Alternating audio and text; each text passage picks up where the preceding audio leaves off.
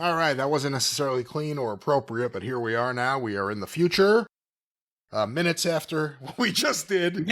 Minutes after. Jim, I know we have a bunch of big reviews. We have the pay-per-view Backlash. We have that incredible press conference afterwards, or at least a moment of it. And then a little bit from Raw, a little bit of SmackDown. But I know there's a little bit more about this Sabu story, apparently, that a lot of the listeners have been posting about or sending over. So let's talk about this. This is why I say the world is ridiculous. The wrestling business is ridiculous because now within, 48 hours or whatever of Sabu passing away, there's controversy over whether Jelly Nutella killed him or not. I can't even believe I'm saying this. And of course he didn't. It's probably one of the only things he's been accused of he's not guilty of, but just that we're having to talk about this. We talked earlier about old shit stain himself, Vince Russo, using marks as a derogatory term for the wrestling fans. And you may be a mark if that is the list that he made up. I think where we ought to use marks as derogatory terms in wrestling is when people don't know which side of the goddamn rail to stay on. If you're a fan and you know you're a fan and you stay in the seats in the arena and enjoy things, then it doesn't matter if you're a mark or not. You're not a bad mark, but you're a mark like old Russo or like Jelly or like the guy that runs Garbage Wrestling that employs Jelly. When you don't know enough to realize that that's all you should ever be as a fan in the audience watching something. You see Mick Jagger on stage, so you instantly put your own band together and make yourself the lead singer. Or that's the problem. And now apparently what we're finding out is, because I'm used to legends having matches in their golden years, and guys find a way to work around it. And sometimes it's okay and sometimes it's sad, but I've just now seen highlights, if you can call them that, of Sabu's last match that he had with Jelly Nutella, of all people, like 3 weeks ago or whatever. And it's ridiculous. And now we're finding out that to get in the ring to do the match, he had to take something that we might have to Google as we're talking about it, that we're just now hearing about. And Jelly was told the story between the time the match happened and the time that Sabu passed away. And now they're trying to walk it back, as the TV commentators say. Oh no, he wasn't really fucked up. So what do you know about this, Brian? I'm kind of playing catch up because I've been pretty busy, and then all of a sudden it was just an inundation of, again, emails to CornyDriveThru@gmail.com, as well as posts that tried to get through to the Cult of Cornette Facebook page. We have one post there so people can comment on it, but then more people wanted to just have their own post saying what they thought or posting it again. It's been a popular topic of conversation, so I have a few things here. I presume, based on everything I'm seeing, it all originated from this Yahoo Sports article by Phil Schneider. Sabu was Sabu until the very end. And those aren't my gardeners, they're the neighbors, and there's nothing I could do. My gardeners have learned. If I scroll down here, there's some quotes. Joining midway through this article here. That was the impossible standard Sabu aspired to live up to. And Lauderdale, that's the GCW promoter Brett Lauderdale, was fully aware of what Sabu meant to the fans coming to the show. A quote, I talked to Sabu a couple days before the match, and he was telling me, my knee hurts, and this and that. And I said, listen, Sabu, Listen, I'm Sabu. sorry. Listen, Sabu. Everybody knows you're hurting. You're 20-something years older than the last time you did this. People's expectations are realistic. No one is expecting this to be Born to be Wired, his iconic no-rope barbed wire match with Terry Funk. And he said to me, good, because it's going to be better than that. Predictably, the night of the April 18th show was chaotic. Nothing was going to be easy with Sabu. Here's a quote from Jelly Nutella, his opponent. I was fairly confident that he was fine. I was kept in contact with him, and he has a team of people around him, guys this time. They were all saying he was ready to go, that he was going to the gym, that he was on a training program. I believed them until the day of the show. Then 2 hours before the show, I get a call. Sabu can't walk. Well, let's just stop there for a second. The guy's 60, he's not 40. It's not like, go to the gym and get ready to do this. You know? Well, let me go ahead and I'll say it now so that when we get to the details here later on, you'll know what kind of people we're dealing with. Because let's face it, Jelly he's a mark, and that's why he's in the wrestling business. If he hadn't been a mark for wrestling, then he'd be some other kind of con man. He'd be selling siding, or he'd be a drug dealer, or but because he was also a wrestling mark, he decided to apply his natural, apparently, ability to be both an attention whore, a fame whore, and a con man to fucking get in the wrestling business, because that's the most important thing to him. He wants people to know that he's around. He didn't get in wrestling because he had great athletic ability or a striking look or a wonderful physique or a natural personality to be a showman. He got in it because he wants to be a guy that gets known for doing stupid shit on videos on the internet. He wants to be famous in some respect. He's like the geek at the carnival. There's no depth to which he won't stoop to get some attention. And when you make fun of him for being a bloated fucking used condom physically and fucking things up, he loves it because it's still people paying attention to him. If he got made national news for having projectile diarrhea in a crowded theater, it'd be the proudest day of his life.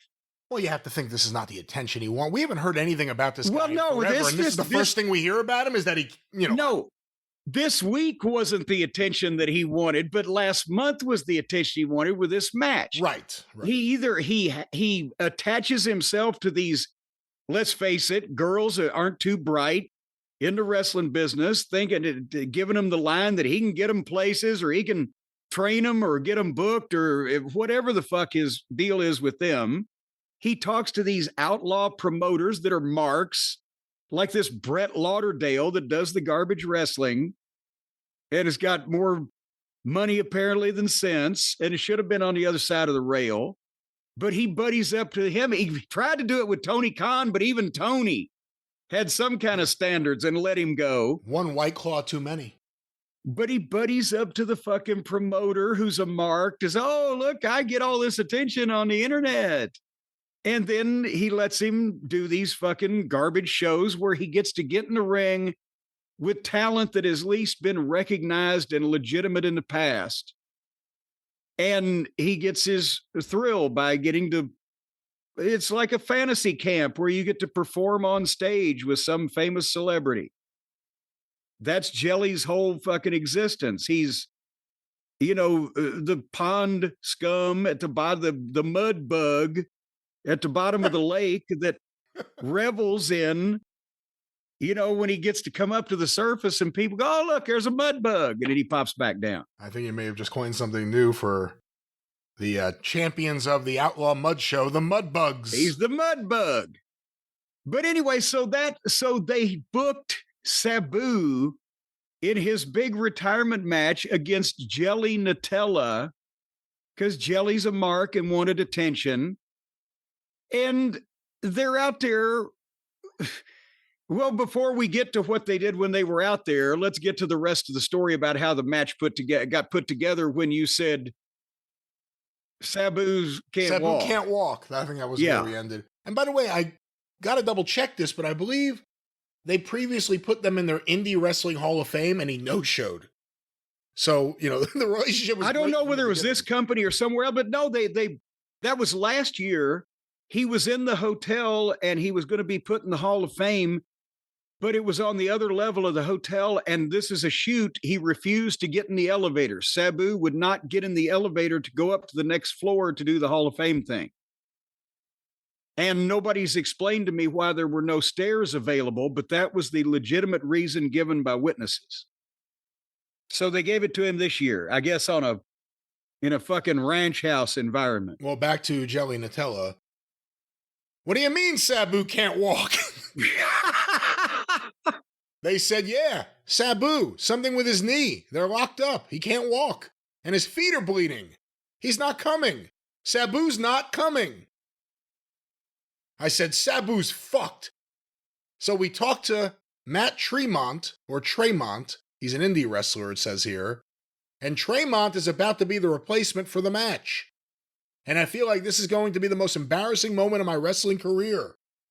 Now that's not really possible. There's 2,000 people here. This is one of the biggest spring breaks ever. The biggest crowd mania weekend indie-wise. And I'm going to have to go out there and announce that Sabu, once again, no-showed. And no-showed his own retirement match. Brett Lauderdale was less concerned. In the back of my mind, I knew Sabu was coming. I never once worried. If we didn't hear from Sabu, then I would be worried. But the fact that he was communicating, I knew he was coming. So now we're back to Jelly Nutella.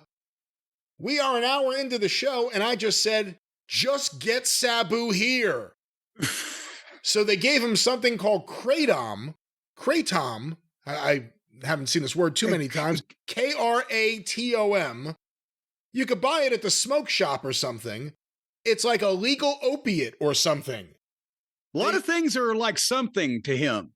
They said, he's hopping on the bed. He's hopping on the bed. We're going to get him to the show. It's like you hear about John Kennedy got a shot from Dr. Feelgood at the fucking Waldorf, and then he was running down the hallway naked, just hopping around, just so happy. So he shows up 2 hours into the show. Sabu was on a different fucking planet. Everyone in the back was like, what the fuck? Is this match going to happen? And my God, did it happen. And then it talks about this more So wait a about minute, Sabu apparently being knocked out in a match. I didn't realize that. Oh my God. Well, hold on before we go any further. So now you've got a 60-year-old man with a history of major injuries to his body, including he broke his neck one time too, didn't he? Oh, Benoit, 94. Benoit threw him straight up in the air and he came right down Yeah. like a minute and a half into the match or something. Yeah.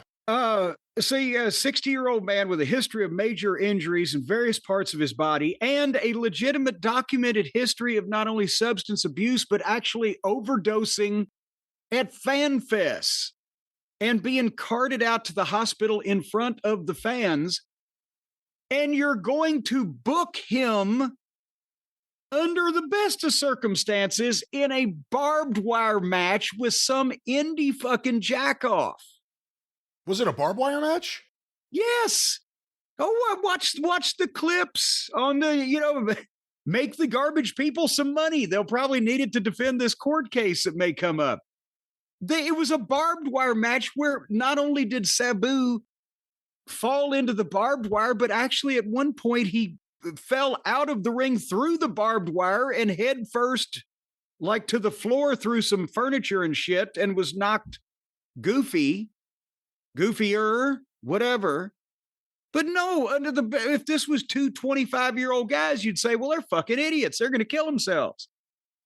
But this was a 60-year-old man on drugs, having been on drugs for much of his life and major injuries that they put in there on purpose so this fucking little cum stain could have his mark out moment in front of his 2,000 fans. Oh, it's the biggest crowd we've ever had. Well, back to some of the quotes here from this story. It was an immediate sign to the audience this wasn't going to be a nostalgia match. Sabu was going to go out on his own terms. Then minutes later, Sabu got whipped into a barbed wire board which was resting on the barbed wire ropes, and flipped backwards out of the ring, landing in a heap. Here's Jelly Nutella. He was definitely out cold. He was done. They were telling me there was no way. The refs were communicating to me there was no way he was continuing this match. Like, holy shit. That is the one time you want barbed wire to stop you. He just blew right through it. And then the Sandman came out, and that was all Sabu needed. Oh, that's all we need. That was all Sabu needed. The voice of reason suddenly appears. And that was all Sabu needed. Then the resurrection happened. Jesus resurrected 2 days later. The anniversary. Couldn't fucking believe it, dude. He was ready to go again. I guess that concussion knocked him back into 1996 or something. I don't know. So let's stop for a second. He called it a concussion. He also said he was out cold. Well, yes, you can get a concussion without even being knocked out. So if he was out for, say, yes, that's a concussion. But again, this is what drives me absolutely out of my mind of why I just threw up my hands a number of years ago, pretty much gave up. Because of indie wrestling mark bullshit. To where, yes, Bob Armstrong was in the ring when he was in his 50s and physically looked like he was in his 30s and would dwarf half of the fucking AEW roster today, but we didn't fucking have him launching himself through barbed wire and going through tables. And the whole idea of the whole outlaw bullshit mud show wrestling mindset that these marks have for themselves, that everything's got to be wrapped up in barbed wire and falling through tables and fucking jumping off the goddamn deal. And oh my God, did you see that holy shit thing? If they want to cripple themselves and they're of appropriate age and feel like doing it, fine. You know, it does damage to the business, but I gave up on that because it's their own fucking fault. But when you're running a promotion where you will put a guy with this amount of problems in his past and in his health and in his physical health, his body, to do stupid shit like that with this fucking, again, little fat, chubby fucking wannabe blob on your garbage show in front of 2,000 people. 2,000 people, so I'll dive into barbed wire. Good. All I needed to do was get put in a diaper in front of 25,000 in a Superdome. If they'd have told me dive in that barbed wire, I believe I would have dove in my car and gone home. Have we lost our fucking minds? So no, it's their own fault for the publicity they're getting. I don't believe that they contributed to his death, but they didn't contribute to his good health either. They couldn't have honored him in some other way than put him in a fucking barbed wire match for a bunch of fucking goofs that fucking like that kind of shit. Anyway, I'm sorry, continue. Well, that's really, it seems like the end of what we need from the Yahoo story, but after that... Well, I've got one. I've got another quote here. From that story? From Joey defending himself. Have you seen this? I had another one here from an article I found on the Observer site that may be the same one you're going to. Sure. Well, you start and I'll finish. We didn't give him kratom. His team did. It's also not illegal. And 85% of professional wrestlers do it, especially the ones on TV. What the fuck? So fuck you. Sabu was a grown man. He did what he had to do to get out there. Hold on. There's more, but we got to stop there to make this point. He said it's not illegal, and 85% of professional wrestlers do it, especially the ones on TV. So this guy is such a goddamn sleazeball. And this is, again, indie wrestling doesn't have to be sleazy and dirty and the people involved in it just low class. Jelly makes Russo look like he's got class. You think 85% of the professional wrestlers making legitimate money that you see on TV from the WWE or from billionaire Tony, or even from TNA, they pay a little something these days, have to resort to truck stop opiates like fucking Jelly because he's used to gargling meth from underneath somebody's fucking bathroom cabinet. What the fuck? Fuck you, Jelly. Let's go back to this. Where did we end? Did we end with fuck you? So fuck you. Sabu was a grown man. He did what he had to do to get out there. I took care of him to the best of my ability, and I didn't think what happened halfway through would happen. It was all to get him one great payday and one last shine in the spotlight. That night wasn't about me. It was about Sabu, and I wouldn't change a thing. So wait a minute. Sabu was a grown man. He did what he had to do to get out there. So you've admitted that this fucking 60-year-old senior citizen had to take truck stop drugs to go out there and perform the match that you booked him in, then that you came up with, and that to get him a payday, you couldn't say in a special ceremony honoring Sabu in the highlight of our event here, everyone come and honor Sabu, and we're going to give a portion of the gate to him for his contributions to wrestling. He said, hey, Sabu, we'll pay you a lot of money that you need if you get in the ring with me and do this garbage bullshit. That night wasn't about me. It was about Sabu, and I wouldn't change a thing because it was about me getting to wrestle Sabu. Normally, I would never be in the ring with any big major star, but now since he's old and broke, I can pay him to do this stupid shit. They were throwing chairs at each other's head. They were hanging themselves in barbed wire. They're covered in blood. It's a goddamn freak show fucking thing like Janela's always involved in.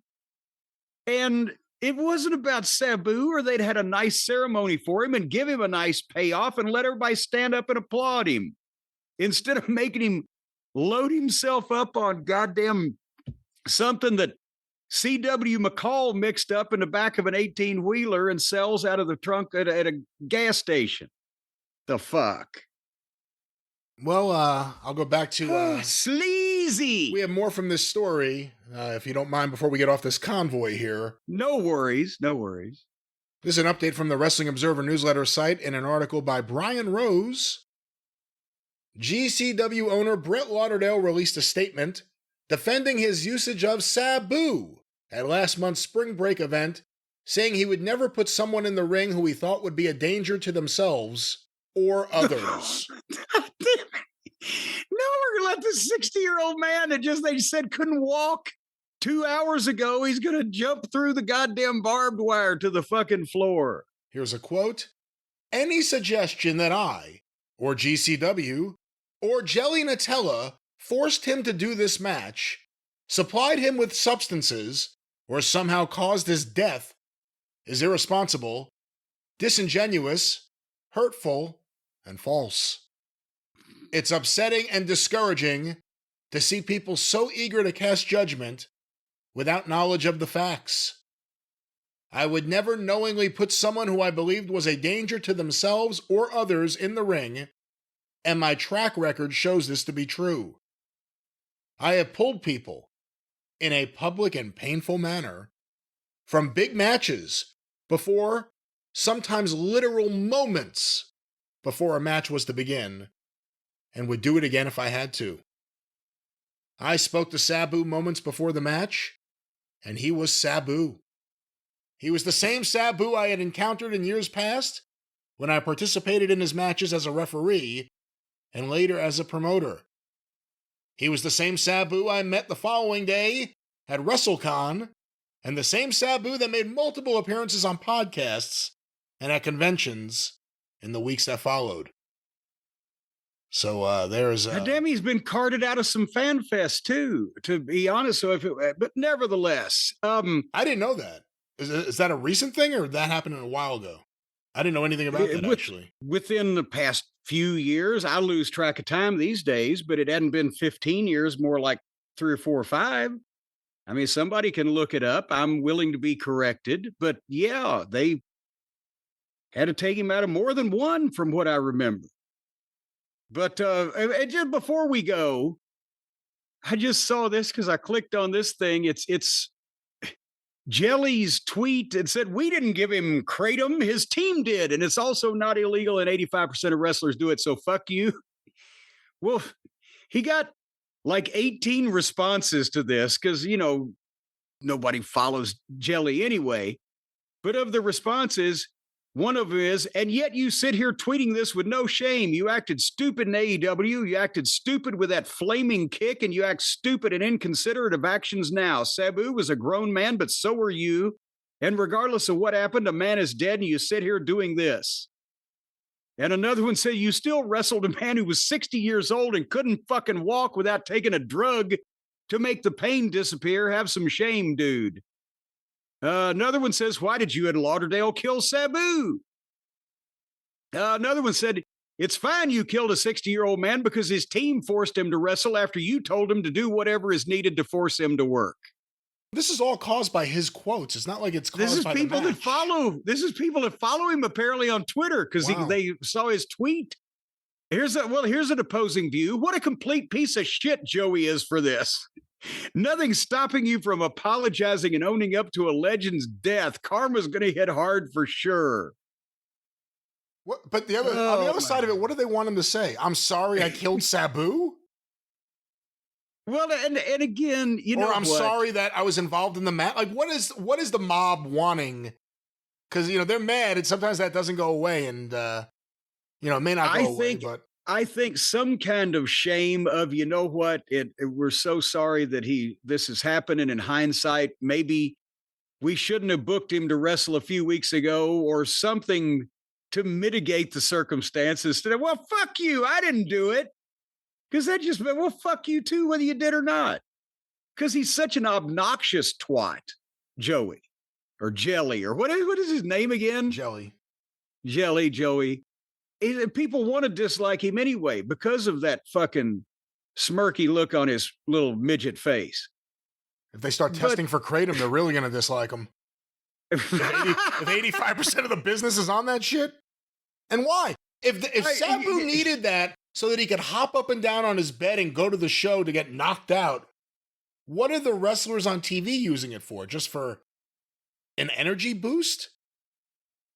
I don't think he understands what anybody in the actual real wrestling profession is doing. I think he's talking about a bunch of fucking indie guys because I'm sure that's all that they can afford.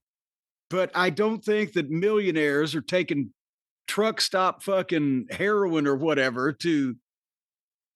But regardless, they have to have their mark moments where they get these guys that need a fucking payoff and they're induced to get in the ring and cooperate with this bullshit so these guys can live out their wet dreams in front of 2,000 people, which they think is a crowd, and risk their fucking necks and their backs and their knees and whatever the case. And you know why they're in panic mode too, because aren't they doing stuff with WWE? Like WWE has been working with them in the nice way they do before they destroy your company. The last thing you want is WWE saying, "Fuck you," because Tony ain't going to say "welcome home."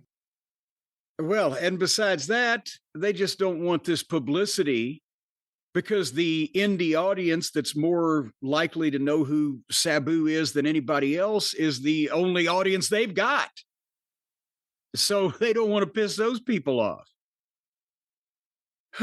But anyway, Nutella strikes again. Maybe he ought to be the new vice president. One killed the Pope, the other one killed Sabu.